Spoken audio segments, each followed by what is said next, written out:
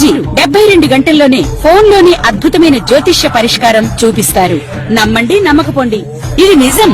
శ్మశాన కాళి రుద్ర చౌడీదేవి ఆరాధకులు నంబర్ 1 వశీకరణ స్పెషలిస్ట్.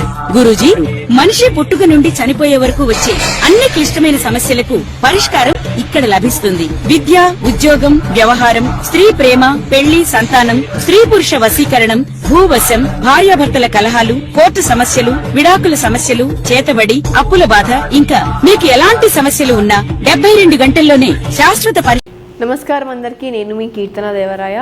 ఇవాళ మన ఛానల్లో చూసుకున్నట్లయితే మనం చాలామందిని చూస్తూ ఉంటాము, చాలామంది చార్ట్స్ చూస్తూ ఉంటాము. మనకి జనరల్గా అండ్ వెరీ కామన్గా కనిపించేది ఏంటంటే రాజయోగాలు.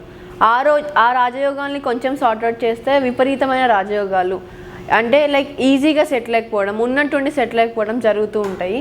సో అసలు అవి ఎలా ఫామ్ అవుతాయి అండ్ ఒకవేళ అవి మన జాతక చక్రంలో ఉంటే మనం ఎలా తెలుసుకోవచ్చో మేషాది ద్వాదశ రాశుల గురించి చెప్పడానికి వాళ్ళు మనతో పాటు మన స్టూడియోలో ఉన్నారు celebrity astrologer, life coach RB Sudha గారు.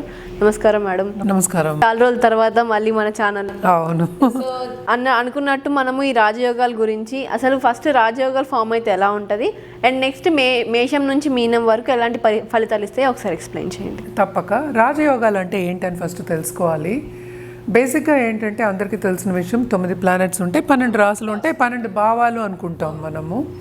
సో తనుభావం నుంచి 12 భావాలు అంటే 12th హౌస్ వరకు మనం చెప్పుకుంటాము. అదొకటి కాకుండా ఏవైనా 2 ప్లానెట్స్ కలిసినప్పుడు మనం యోగాలు అని చెప్పుకుంటాం అనమాట. 2 ప్లానెట్స్ కలిసినప్పుడైనా సరే ఆస్పెక్ట్ ఉన్నా, అంటే పరస్పర వీక్షణ ఉన్నా, చూస్తూ ఉన్నా, లేకపోతే మాట్లాడుకుంటాం అని చెప్తూ ఉంటాం. అంటే how they are speaking with each other, అంటే how they are reacting to each other, ఇవన్నీ చూసుకుంటాం. అది ఏ హౌస్లోంచి రియాక్ట్ అవుతుందో అని చూసుకుని దాన్ని యోగాలు అని చెప్తూ ఉంటాం. దాంట్లోనే రాజయోగాలు, అవయోగాలు అని చెప్పుకుంటాం. అంటే ఏంటి రాజయోగం అంటే? ఏదైనా సరే రాజయోగం అంటే యూజువల్గా ఏంటి, నేను పైకి తీసుకెళ్లే ఒక యోగం కింద మనం చెప్పుకుంటాం. అవయోగాలు అంటే కొంచెం ఏంటంటే నెగిటివ్ ఆస్పెక్ట్ మనం చెప్పుకుంటాం అనమాట. దీంట్లోనే మనం నెగిటివ్ ఆస్పెక్ట్ మాట్లాడుకుంటున్నాం కనుక దీంట్లో ఏంటంటే మోస్ట్ ఇంపార్టెంట్ 3 హౌసెస్ ఉన్నాయి. అంటే 12లోను అంటే 3, 6, 8 అంటే కష్టమైన ఈ హౌసెస్ అనమాట. 3rd హౌస్ కొంచెం కష్టమైన హౌస్, 6th హౌస్ కష్టమైన హౌస్. అంటే ఏంటి, దానికి అప్పుల సంగతి దాంట్లోనే మాట్లాడుకుంటాం, అలాగే ఎనిమీస్ సంగతి మాట్లాడుకుంటాము. దాంట్లో ఏంటంటే మనకి లాభం లేకుండా సర్వీస్ చేయడం కూడా మాట్లాడుకుంటాం. ఓకే. 3rd హౌస్ ఏంటంటే బై ఇష్టం, బై కష్టపడటం అనమాట. ఏదైనా కష్టంతో ఫలితం తెచ్చుకోవడం అనుకుంటాము. 8వ హౌస్ ఏంటంటే యూజువల్గా ఏంటంటే మనకి గుప్త సబ్జెక్ట్, అంటే ఏంటంటే వెరీ నెగటివ్ హౌస్ కింద మనం తీసుకుంటాం. ఎందుకంటే లాంజివిటీ కూడా మనం తీసుకుంటూ ఉంటాం. దాంతో పాటు 3, 6, 8 దాంతో పాటు మనకి 12th హౌస్. 12th హౌస్ ఏంటంటే మన అప్పులు, అంటే నెగటివ్ ఆస్పెక్ట్స్. మనకి లోన్స్ ఉండడం కానీ, మనకి వచ్చిన ఏదైనా మోతాదు వచ్చిందంతా పోవడం కానీ, అంటే లాసెస్ కింద మనం తీసుకుంటాం. సో ఇప్పుడు మనం మాట్లాడుకునేది మోస్ట్ ఇంపార్టెంట్ 3 నెగటివ్ హౌసెస్. మనం మాట్లాడుకునేది ఏంటంటే 6, 8, 12. ఓకే. 6 అనేది నేను చెప్పినట్టు చాలా చాలా నెగిటివ్ కింద, ఎందుకంటే డిసీజెస్ కూడా మనం అందులో చెప్పుకుంటాం. కానీ ఇక్కడ ఏంటంటే రాజయోగాలు ఫామ్ చేసే ఒక దీని కింద చెప్పచ్చు అనమాట. ఎలా చెప్పచ్చు అంటే, ఇప్పుడు 6th లార్డ్ 8thలో ఉంటే, అంటే అన్నిటికీ అధిపతి ఉంటారు కదా, 12 రాసుల వారికి అధిపతి ఉంటారు. సో 6వ ఇంటి అధిపతి 8వ ఇంట్లో ఉంటే హర్షయోగం, 8వ ఇంటి అధిపతి 12th హౌస్లో ఉంటే ఏమో మనకి నాకు తెలిసి విమల యోగం, సరళ యోగం, విమల యోగం అని చెప్పుకుంటారు. అంటే హర్ష, సరళ, విమల. అంటే 12th లార్డ్ ఏమో 6thలో ఉంటాయి. బట్ ఇది కరెక్ట్గా పేరు చెప్పానో తెలియదు, ఇవి 3 అన్నమాట. ఒక్కొక్క దానికి చెప్పుకుంటాం. అది ఏంటి అసలు అంటే, మోస్ట్ ఇంపార్టెంట్ అంటే ఇవి మారినప్పుడు, లేకపోతే ఆ ఓన్ హౌస్లో ఉన్నప్పుడు. ఇప్పుడు 12thలో ఉన్నప్పుడు మనం ఏం చెప్తాం, విమల యోగం చెప్తాం. సో విమల యోగం అనేది ఏంటంటే అసలు అప్పులు లేకుండా చేయడం అనేది, అంటే అదొక ప్లస్ పాయింట్. అంటే ఏంటి, నెగటివ్ ఆస్పెక్ట్స్ మనకి మ్యాథమెటిక్స్లో మైనస్ ఎలా ప్లస్ అవుతుందో దీంట్లో కూడా అలాగే అనమాట. ఓకే. దీన్ని రాజయోగం కాదు, విపరీత రాజయోగం ఇచ్చే ఒక ప్లానెట్స్ కింద పరిగణిస్తాం. ఓకే. సో మనం పరిగణించినప్పుడు ఏంటంటే కరెక్ట్ పొజిషన్లో ఉన్నాయా లేదా అని తెలియడానికి మనం జాతకం పరిశీలించుకోవాలి.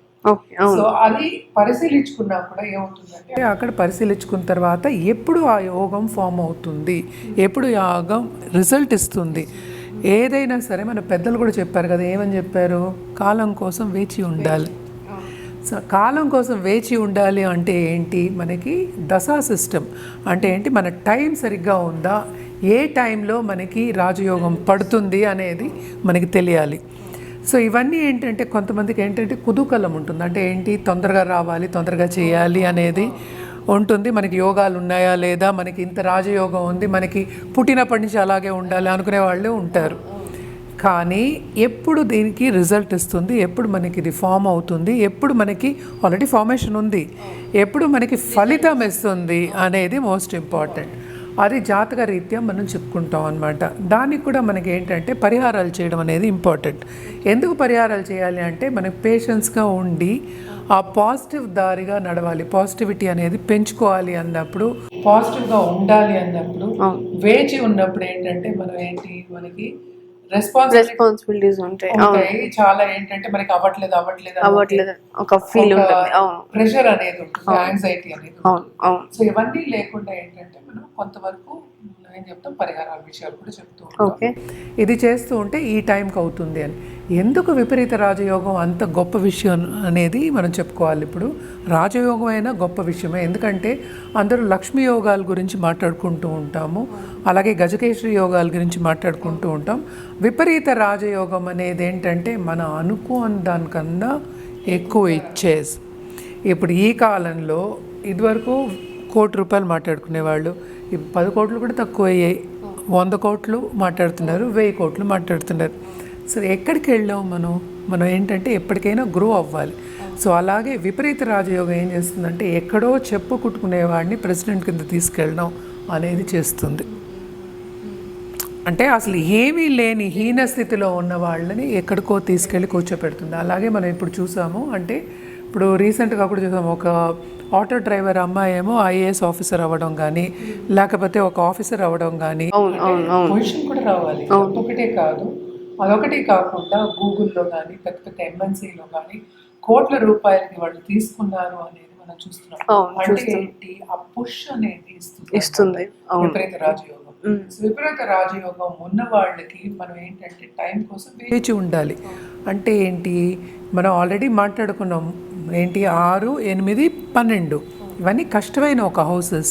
సో కొంతవరకు ప్రయత్నించినప్పుడు, చిన్నప్పటి నుంచి కొంచెం కష్టపడేవాళ్ళు సడన్గా పైకి వచ్చిన వాళ్ళు బోళ్ళంత మందిని చూస్తాం. అదే విపరీత రాజయోగం, అంటే కష్టంతో కూడిన ఒక పని కింద మనం చెప్పుకుంటాం. సో ఇదేంటంటే ఒక్కొక్క రాసుల వారికి ఒక్కొక్కటిగా డిఫరెంట్గా ఉంటుంది. అంటే ఏంటంటే మన హౌసెస్ అనేవి చూసుకోవాలి, అంటే ఆ అధిపతిని చూసుకోవాలి. సో ఇవన్నీ చూసుకున్నప్పుడు ఏమవుతుందంటే ఈ యోగాలు ఉన్నాయా లేవా అని మనకి తెలుస్తుంది. మనకి తెలిసిన తర్వాత మనం ఎలా ముందుకెళ్ళాలి అనేది మనం జాతక రీత్యా చెప్పడం అనేది జరుగుతుంది. మనం ఇప్పుడు ధనుసు రాశి వారికి ఈ రాజయోగాలు, విపరీత రాజయోగాలు ఒకవేళ ఫామ్ అవుతే ఎలా ఉంటుంది, ఏ నెంబర్స్లో ఫామ్ అవుతే ఎలా ఉంటుందో ఒకసారి ఎక్స్ప్లెయిన్ చేయండి. తప్పక. ధనుసు రాశి వాళ్ళకి మనకి తెలుసు 6వ ఇంటి అధిపతి ఏమో శుక్రుడయ్యారు, 8వ ఇంటి అధిపతి ఏమో మనకి చంద్రుడయ్యారు, 12వ ఇంటి అధిపతి ఏమో మనకేమో కుజుడయ్యారు అనమాట. సో ఇవేంటంటే పరివర్తన, నేను చెప్పినట్టు పరివర్తన బేసిక్గా ఏంటంటే హౌస్ మార్పిడు, ఈ ఇంట్లో వాళ్ళు ఉండడం, వాళ్ళ ఇంట్లో వీళ్ళు ఉండడం అనేది మార్పిడు. బట్ మనం ఏంటంటే ఎక్కువ నెగిటివ్ హౌసెస్ గురించి మాట్లాడుకుంటున్నాం. అంటే ఏంటంటే 6, 8, 12 మాట్లాడుకుంటున్నాం. అంటే నెగిటివ్ కూడా ఏంటంటే పాజిటివ్ అయ్యేది మనకి విపరీత రాజయోగం అనేది మనం పరిగణిస్తున్నాం. సో ఇలాగా మార్పిడి ఉన్నప్పుడు అండ్ ఆల్సో ఏంటంటే ఓన్ హౌస్లో ఉన్నప్పుడు కూడా మనం ఏంటంటే రాజయోగాలని చెప్పుకుంటూ ఉంటాం అన్నమాట. సో ఈ 3 గ్రహాలు వెరీ వెరీ ఇంపార్టెంట్ గ్రహాలు ఫర్ ధనుసు రాశి. సో ఈ రాశికి అధిపతి మనకి తెలుసు జూపిటర్తో కలయిక ఉన్నప్పుడు కూడాను అంటే ఏంటి, కొంతవరకు ఏంటంటే ఎంత మోతాదులో ఉంది, ఎలా ఉంది చూసుకోవడం అనేది జాతక రీత్యా మనకి తెలుస్తుంది. అదొకటి కాకుండా మనకి దశా విశేషాలు వచ్చినప్పుడు ఎప్పుడు అది పరిపూర్ణం అవుతుంది, ఫ్రూక్టిఫై అవుతుంది అనేది కూడా చెప్పడం జరుగుతుంది అన్నమాట. అండ్ ఆల్సో మనం చూసాము అంటే ఇక్కడ ఎగ్జాల్టేషన్ పాయింట్ ఉన్నా కూడా మనం చెప్పుకోవచ్చు అనమాట.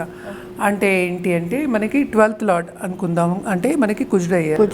కుజుడు ఎగ్జాల్టేషన్ 2nd హౌస్లో అవుతుంది. సో దీనికి పనికిరాదు, ఈ రాశి వాళ్ళకి పనికిరాదు. కానీ కొన్ని కండిషన్స్లో కొన్ని రాశి వాళ్ళకి పనికొస్తుంది. మనం ఏంటంటే లగ్నాత్ మనం చూసుకోవాలి. అలాగే ఏంటంటే చంద్రుడి నుంచి కూడా మనం చూడడం, అంటే రాశి వారిగా కూడా చూడడం అనేది మనకి జరుగుతుందన్నమాట. సో బేసిక్గా ఏంటంటే నెగటివ్ హౌసెస్ ఫ్రూక్టిఫై అవ్వడం అనేది మనం చూస్తున్నాం. అలాగే ఏంటి విపరీతంగా వాళ్ళకి సంపద రావడం, పలుకుబడి రావడం అనేది చూస్తున్నాం. ఎందుకంటే ఈ రాశికి అధిపతి జూపిటర్ జనరల్గానే ధనకారకుడు. సో ధనం ఇస్తాడు, అలాగే ఏంటంటే ఒక సొసైటీలో పెద్ద పేరు ఇస్తాడు. అండ్ ఆల్సో మనకి ఏంటంటే అన్నీ మనం చెప్పుకోవచ్చు ఏంటంటే పెద్ద పెద్ద కార్లు, పెద్దదానికి బ్రాండెడ్ అందం. ఈ కాలంలో పెద్దది అనకూడదు, బ్రాండెడ్ కానీ, సో లేకపోతే ఏరోప్లేన్స్ ఇవ్వడం కానీ, అంటే ఈ కాలంలో మనం చూస్తున్నాం. ఇదివరకు అయితే మనం ప్లేన్స్ గురించి మాట్లాడుకోలేము. సో ఇవన్నీ చేయడం కానీ, ఇవన్నీ రావడం కానీ, సడన్గా ఒక మంచి ఐడియా వచ్చి అది ఫ్రూక్టిఫై అయ్యి వాళ్ళకి డబ్బు రావడం కానీ, అది కూడా ఏంటంటే ఫెయిల్ అయిన తర్వాతే ఇవన్నీ జరగడం అనేది జరుగుతుంది. కనుక ఫెయిల్ అవ్వడం అంటే పూర్తిగా కిందకు వచ్చి మళ్ళా ధైర్యంగా ముందుకు సాగి వెళ్ళే వాళ్ళకి తప్పక జరుగుతుందన్నమాట. అండ్ విపరీత రాజయోగం అనేది సపోర్ట్ అనేది బాగా ఇస్తుందన్నమాట. ఓకే. సో వీళ్ళు ఏంటి పరిహారాల విషయానికి వస్తే కనుక తప్పక వీళ్ళు జూపిటర్కి చేయడం అనేది వెరీ వెరీ ఇంపార్టెంట్. అంటే పరిహారం చేయడం అంటే గురువుకి పరిహారం చేయడం అనేది వెరీ ఇంపార్టెంట్.